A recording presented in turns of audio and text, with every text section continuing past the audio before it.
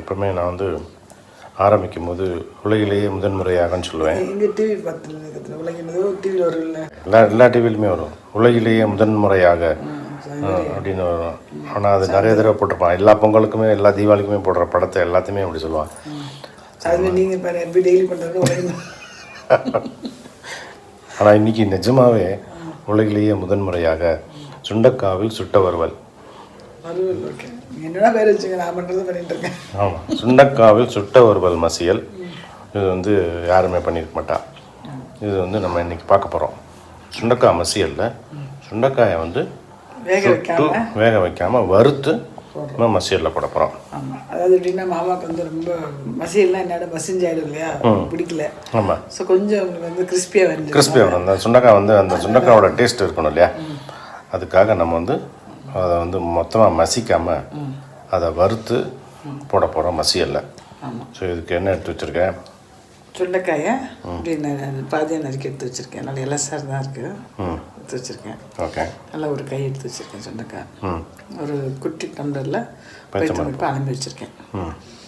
காரத்துக்கு ஒரு 5 பச்சை மிளகாய் இஞ்சி நறுக்கி வச்சுருக்கேன்.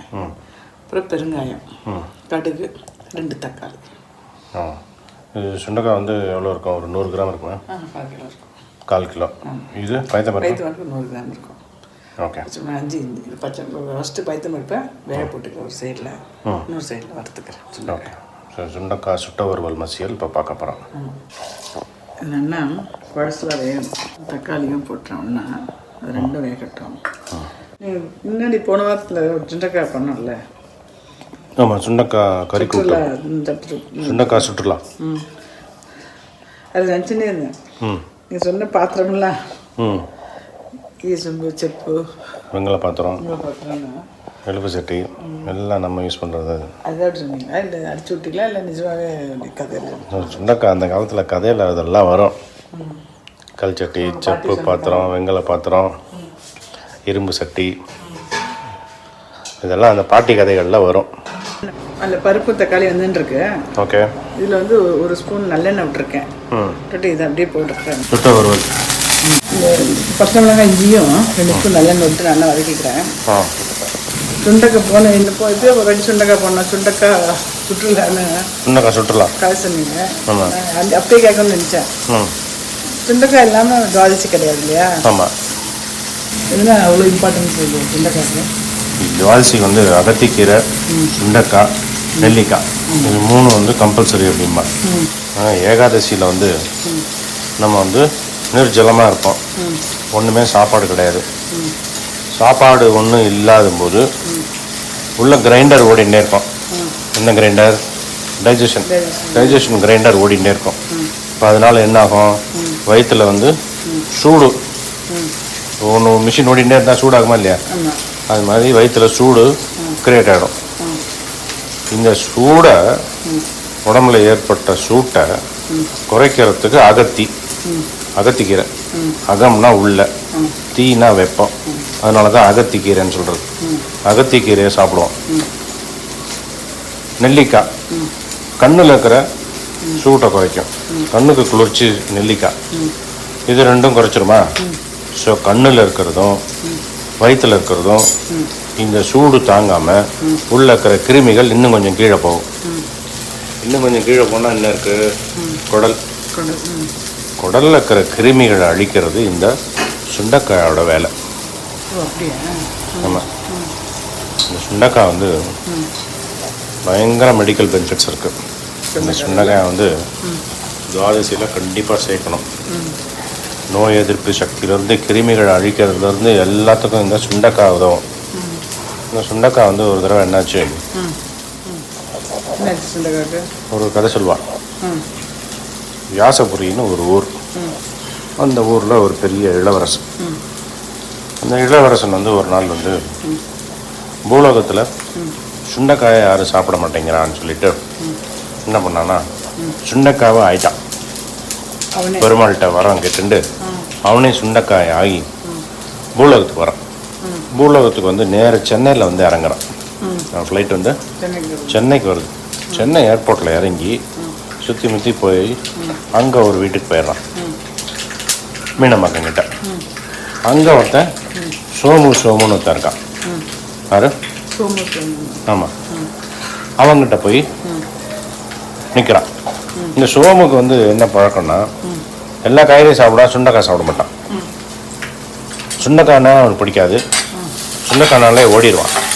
அவன் அம்மா சொல்லி அவன் வந்து சாப்பிடுன்னு சொல்லுவான், அப்படியே சாப்பிட மாட்டான். அதனால் என்னென்னா, கொஞ்சம் நறுங்கி இருப்பான், கொஞ்சம் குள்ளமாக இருப்பான், அந்த வயசுக்கு ஏற்ற வளர்ச்சி இருக்காது. இப்போ அவங்க ஸ்கூல்லலாம் என்ன பண்ணுவாங்கன்னா, அந்த சோமு வந்து சுண்டைக்கான்னு கூப்பிட ஆரம்பிச்சிடுவாங்க. சோமுவை சுண்டைக்கான்னு கூப்பிட ஆரம்பிச்சிடுவாங்க. அவனுக்கு இன்னும் சுண்டைக்காய் மேலே கோவம் வந்துடும். ஏற்கனவே சுண்டைக்காய் பிடிக்காது. இப்போ ஸ்கூல்ல எல்லாம் சுண்டைக்கான்னு கூப்பிட்டுனா இப்போ கோவத்தில் இருப்பான். இப்போ அந்த வியாசபுரி இளவரசன் வந்து சுண்டைக்காய் ரூபத்தில் வருவான். சுண்டைக்காய் ரூபத்தில் வந்து சோமுட்ட சொல்லுவான், இந்த பார்ப்பா தம்பி, வந்து நான் வந்து சைஸில் சின்னவனாக இருக்கேன்னு பார்க்காத, மொத்த எல்லா காயை விட என்கிட்ட பலம் ஜாஸ்தி. ஏன்னா நம்ம ஓப்பன் சேலஞ்சுக்கு நான் வரேன். 6 மாதம் என்னை சாப்பிடு, சுண்டைக்காயை சாப்பிடு, அதுக்கப்புறம் பாரு. அப்படி இல்லைன்னா நீ என்ன சொல்றியோ நான் கேட்குறேன் அப்படின்னு சொல்லிட்டு, உங்கள் ஊரில் இருக்கிற அகஸ்தியர் ஒரு முனிவர் இருக்கார். அவர் முனிவரோட பாட்டை நான் சொல்கிறேன். அந்த பாட்டை கேட்டுட்டு நீ ஒரு 6 மாதம் என்னை சாப்பிடு, அதுக்கப்புறம் பார் அப்படின்னு சொல்லி ஒரு பாட்டு சொல்கிறார். என்ன பாட்டு தெரியுமா? நெஞ்சின் கபம் போம், நிறை இருமி நோய் போம், வஞ்சு வாதத்தின் விளைவு போம், வஞ்சியரை வாய் கசப்பிக்கும் மாமலையில் விளையும் சுண்டைக்காயை சுவைப்பதற்கே அப்படின்னு அகஸ்தியர் எழுதின பாட்டு. அதாவது வாதம், பித்தம், கபம் அப்படின்னு 3 மிகப்பெரிய அளவுகோலில் வச்சிருப்பான் நம்மளுடைய நோய்களை. அந்த 3த்தையுமே சரி பண்ணுறது இந்த சுண்டைக்காய். எல்லாத்தையும், நோய் எதிர்ப்பு சக்தியிலேருந்து, கபம்லேருந்து, நெஞ்சு சளி வரைக்கும் எல்லாத்தையும் குறைக்கும் அப்படின்னு இந்த பாட்டை பாடி சோமுக்கிட்ட சொல்லிட்டு போவார். சோமு சரி பார்ப்போம், ஓப்பன் சேலஞ்ச் சொல்லிட்டு போயிட்டானேன்னு சொல்லிட்டு 6 மாதம் சாப்பிடுவான். நல்லா ஹைட் ஆகிடுவான், நல்லா உடம்புல பலம் வந்துடும். மற்றவளை விட பார்த்தா ஆக்டிவாக இருப்பான். ரொம்ப உடம்புல டயர்டாகுது இல்லையா, அதுக்கெல்லாம் சுண்டைக்காய் சாப்பிடணும். ஆமாம், இந்த மாதிரி உடல் சோர்வுலாம் போய் துருன்னு ஆகி எல்லாரும் அவனை பார்த்து என்ன பண்ணானே எல்லாருக்கும் சுண்டைக்காவை ரெக்கமெண்ட் பண்ணானா.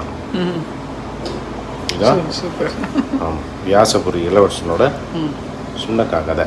ராஜா எப்படி இருந்திருக்காரு. ஆமாம், சுண்டைக்காவாக வந்து சோமுக்கிட்ட சொன்ன கதை இது, சுண்டைக்காய் கதை. ஸோ சுண்டைக்காயை நம்ம வந்து விடப்படாது. ஒரே டிஸ்டர்பன்ஸ் பக்கத்தில் அதில் இது போட்டுருக்கா, பில்டிங் கட்டிருக்கா, கேட்குமான்னு தெரியல எல்லாருக்கும். என்ன பண்ணேன்னா, தக்காளியும் பைத்தம்பருப்பும் வேக வச்சுட்டேன். நல்லா குழசில் வேக வச்சு எடுத்துக்கிட்டு பச்சை மிளகாய், இஞ்சி நல்லா வதக்கி போட்டேன் ஃபஸ்ட்டு. அப்புறம் கடுகு, பெருங்காயம் போட்டேன்.